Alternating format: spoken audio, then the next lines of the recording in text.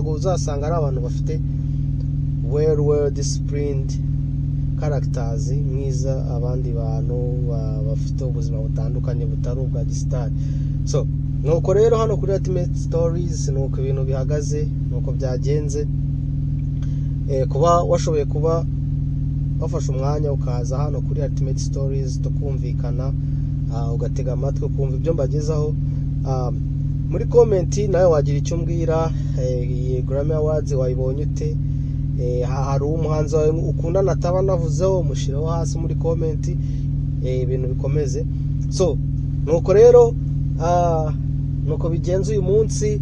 Nataragenda kambatura indirimbo yitwa Icyo Byasabye, indirimbo yaririmbwe na Mode Fitrebush featuring the one and only Ramboy.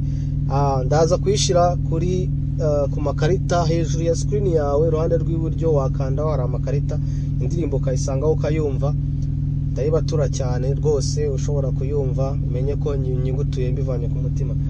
So natararangiza hano, ndashaka kongera kubibutsa ko hano kuri Ultimate Stories dufasha umuntu ushaka gusobanukirwa credit history, credit score bikorwa gute, kugira ngo umuntu nahangayike cyane ari kwiyubaka mu gihugu cya Amerika, cyane cyane uhageze uri mushyashya ushaka kugerayo, uri gupanga kugerayo. Turabizi ko hari entry restriction current administration in office yashizeho igabanya abantu mu bihugu byinshi bya Afurika no muri Aziya, ariko bitavuze ko bizahoraho burundu.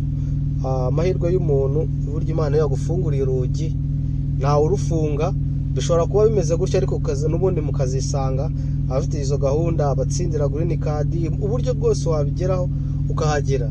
Ntabwo ushaka kuhagera utazi uko ubuzima bwawe bumeze. Urashaka gusobanukirwa bino bintu, ntabwo ari muri paradizo, ntabwo amafaranga bayasoroma, ntabwo ibyiza mubona muri filime za Hollywood ariko biba biza bikahita bikugwa imbere. Ni ibintu ukorerera. So ariko kugira ngo bikorere ubigereho, sobanukirwa icyo bita credit history, then ubuzima buzagenda neza. Ndabashimira cyane.